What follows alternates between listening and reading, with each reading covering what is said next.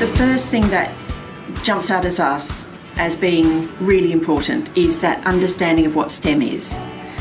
It's really obvious that the initials stand for something: science, technology, engineering, maths, but it's so much more than that.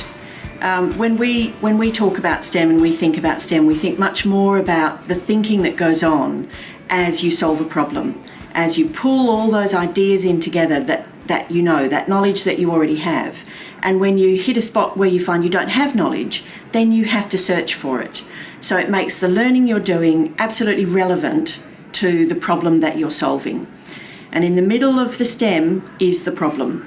That problem that you grab hold of, that you need to work out a solution to. We work with problem-based learning. Problem-based learning is a hands-on, active, student-centred approach that solves real-world, messy problems. In order to do that, we partner with industry. That industry might be a local kindergarten, or it might be a national construction company. And we're doing everything from that to we're looking at a problem that Fulton Hogan are having at Teal Flat Wetlands, installing a water regulating structure. And to access that structure, they need to build a road through the waterway. So the students are, again, engineering a solution. How do you build a road through a wetlands? And we partner with industry because it engages the students. They are coming to classes driven to try and find out some more information to be able to solve a problem. So it is a highly engaging process. And the students see that relevance and they really engage with the problems much more because they make sense and because they matter to the people around them. Because we're teaching in primary school, it's really important that the students have an opportunity to build some connections with all curriculum areas. It's quite rare for kids in primary school to have a really clear idea of what they want to do with their lives in the future. And giving them opportunities to try things that sometimes they're not comfortable with is a way of developing their skills. But at the same time, when you've got a student who's really passionate about something, you absolutely go with that.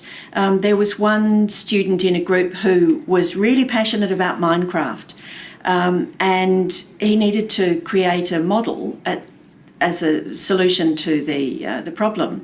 And he and his mates got together and created a Minecraft model, which was absolutely brilliant. Yeah, it was. And this was a student who hadn't been particularly engaged with most of the rest of the activities that we were doing. And the Minecraft just really caught his fancy.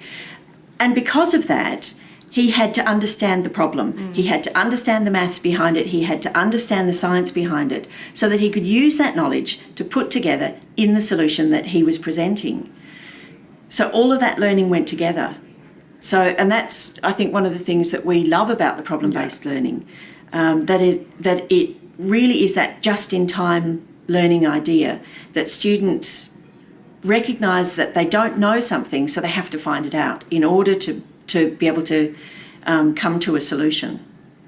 And in our experience, we've seen students that, just like this student, who have not been engaged, and then suddenly they absolutely shine in this way of learning, and they're really showing a deeper understanding than probably they have, in previous years. Student voice is a really big part of it. As you present a challenge to the students, or the industry partner presents the challenge to the students then have to work out what the problem is that they're going to solve. And as the teacher, you need to go along with what they come up with as being the main problem. So it's their investigation. Of course you direct them. Of course you have some ideas around what you'd like them to be investigating as well. But it's definitely student-driven. So student voice is a very big part of it. Which is probably the hardest part, isn't it? To just let them go, and they're really leading that entire process, and you're really just a facilitator. So when students drive their own learning and thinking, it has much more relevance to them. The learning is deeper, they retain the knowledge longer. So it's a much more powerful educational experience for them.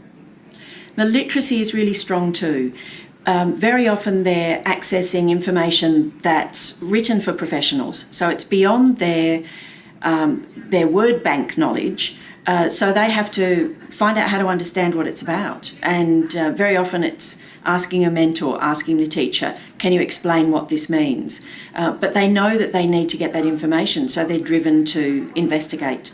The presentations they do, brilliant presentations. The vocabulary that comes out at the end when they're talking to the industry professionals, we've developed their solution, they're presenting their final solution back to the industry professional. The vocabulary they're using is within that industry. So they're talking about construction methodologies. They're talking, they're using the scientific language, engineering language, and I'm not sure where else they would find that other than bringing those professionals into the classroom, and those real world problems into the classroom.